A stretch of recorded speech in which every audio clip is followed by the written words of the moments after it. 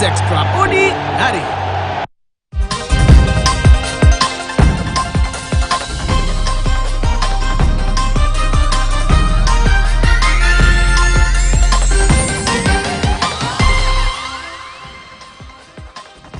Welcome back to News Hour. Thank you for staying with us. Let's continue informing you.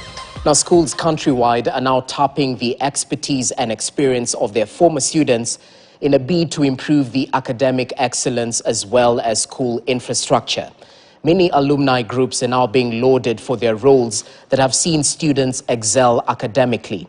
Our reporter, Elvis Kosgei, spoke with the National Treasury Principal Secretary, Dr. Chris Kiptor, at the helm of St. Patrick High School Iten Management on the importance of having role models for the students. Here is a story.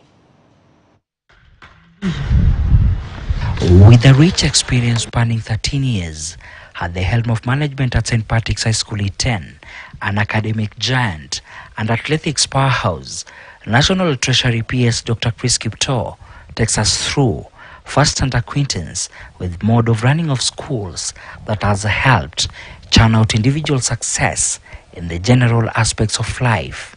By that time, when I became chairman, the academic standards had dropped, and even co-curricular activities were also down. Yet St. Patrick's was famous for producing world champions in various fields of athletics.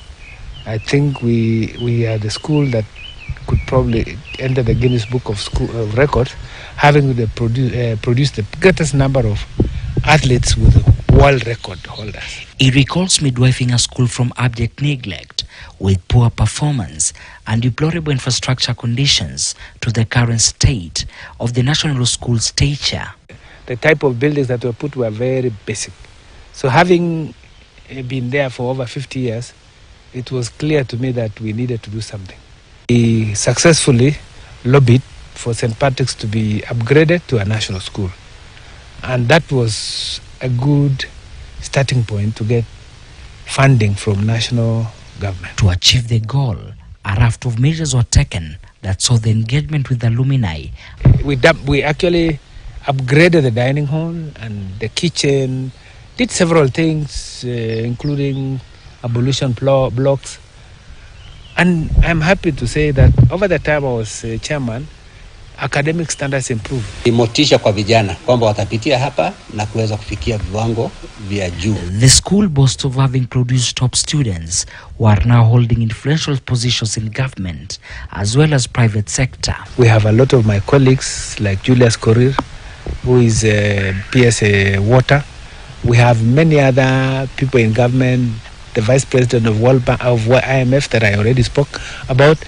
We have a who is who in the list of alumni of St. Patrick's, and they are all successful. See, our school has really developed a courtesy of our alumni.